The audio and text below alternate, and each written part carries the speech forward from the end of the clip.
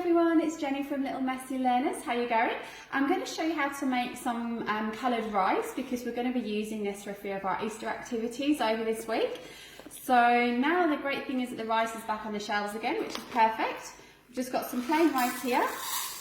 I'm going to do one cup for each colour.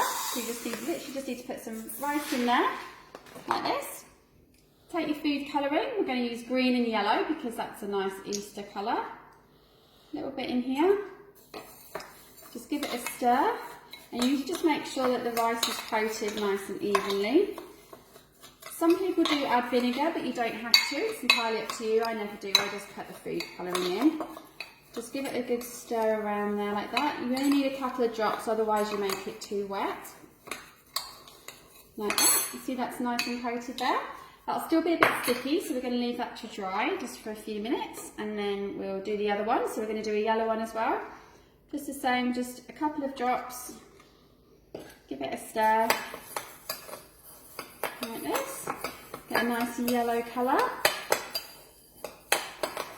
The good thing about the rice is that if it's just your child or your two children playing with it, then you can keep it for up to 2 weeks. If it starts to get a bit yucky, it's best to throw it away.